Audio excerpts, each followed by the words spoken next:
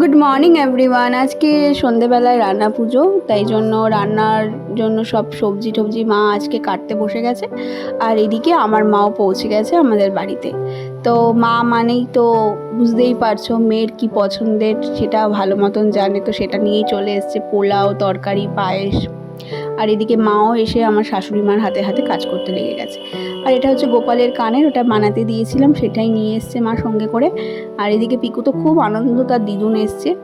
এদিকে রাত্রেবেলা বসিয়ে দিয়েছে এদিকে রান্না মা, এদিকে সবজি তরকারিগুলো সব করছে। আর এদিকে আমি আগে ঠাকুরের ভাতটা, আর এদিকে আমরা রাত্রে যেটা খাবো সেটা বসিয়ে দিয়েছি, দুদিকে দুটো।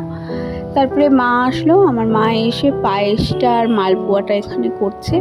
মা পায়েস আর মালপোয়াটা দারুণ করে, মায়ের হাতে সব কিছুই ভালো লাগে, তবু পায়েস মালপোয়াটা যেন একদম বেস্ট। তো এখানে দাঁড়িয়ে দাঁড়িয়ে মার কাছেই মালপোয়াটা কীভাবে দিচ্ছে আর কি ভাজছে সেটাই দেখছিলাম দাঁড়িয়ে দাঁড়িয়ে, আর একটু গল্পও করছিলাম। মা আসলে কত যে গল্প জমে থাকে, সেগুলোই আমরা করি দুজনে মিলে। তারপরে এদিকে রাত বাজে 12টা, আমরা রান্না হয়ে গেছে, আমরা খেতে বসেছি। এদিকে পিকুও জেগে আছে আমাদের সাথে ঘুমোবে বলে, ও ঘুমায়নি। আর এই যে খুব আনন্দ হচ্ছে ওর দিদুন এসছে বলে। আর জানো তো রান্না করতে গিয়ে আমার হাতে না তেল ছিটকে কতটা পুড়ে গেছে দেখো। তো ভিডিওটা এই পর্যন্তই, ভালো লাগলে চ্যানেলটা সাবস্ক্রাইব করে দিও।